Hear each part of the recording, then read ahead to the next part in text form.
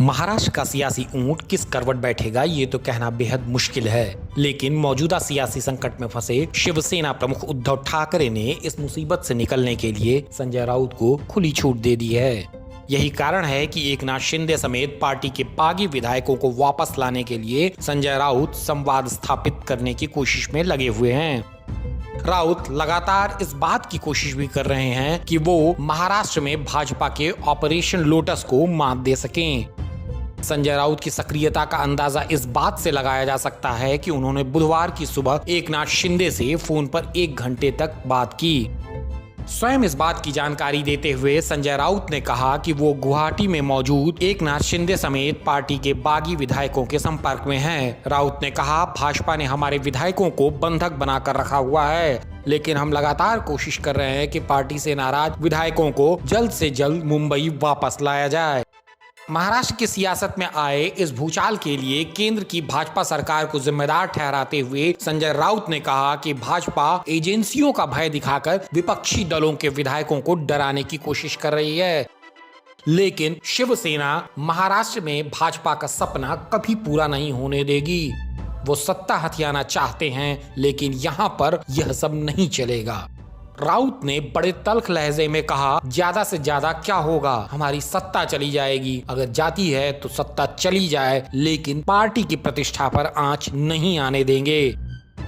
संजय राउत ने एकनाथ शिंदे को करीबी मित्र बताते हुए कहा कि वो किस डर, किस दबाव, किस प्रलोभन से ऐसा कर रहे हैं, इस बात की जानकारी तो वो खुद ही देंगे, लेकिन पार्टी भाजपा के इस गंदे खेल के खिलाफ एकजुट है और पूरी ताकत से इस लड़ाई को लड़ रही है।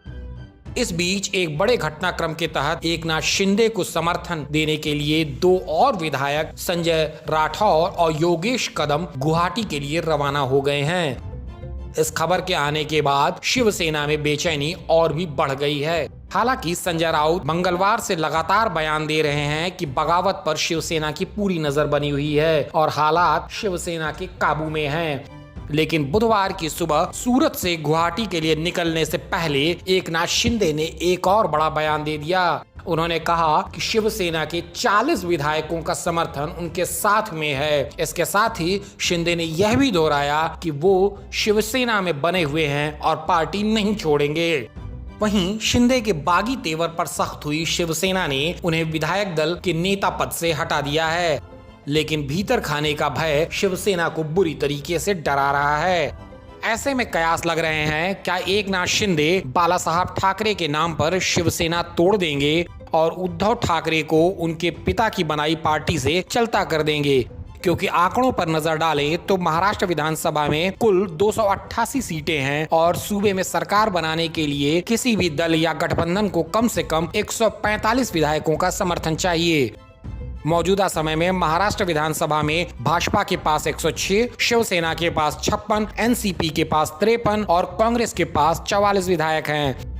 इस लिहाज से अगर शिंदे शिवसेना के 40 विधायकों के साथ होने का दावा कर रहे हैं तो उस गणित से उद्धव के कैंप में महज 16 विधायक बचेंगे।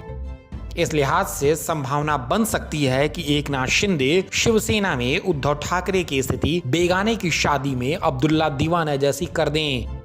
यह सारी बातें तो कयासबाजी हैं और असल खेल तो पर्दे के पीछे से भाजपा ही खेल रही है। लेकिन राजनीतिक धुरंधरों का यह भी मानना है कि देवेंद्र फडणवीस और अमित शाह के बीच भीतर खाने के संबंध अच्छे नहीं हैं। इसलिए बड़ा प्रश्न यह है, क्या अमित शाह देवेंद्र फडणवीस के इस सपने को पूरा करने में मदद करेंगे? जो भी हो, शिवसेना के पास सत्ता रहे या जाए, ऑपरेशन लोटस फेल हो या पास हो, देवेंद्र फडणवीस को फिर से मुख्यमंत्री की गद्दी मिले या फिर वो महाराष्ट्र में नेता प्रतिपक्ष बने रहें, अभी यह खेल लंबा चलेगा और शह और मात की बिसात पर दोनों दल एक दूसरे के खिलाफ काफी लंबी पारी खेलेंगे। इस वीडियो में अभी के लिए इतना ही। देश और दुनिया की ताजा खबरों को जानने के लिए देखते रहिए लोकमत हिंदी।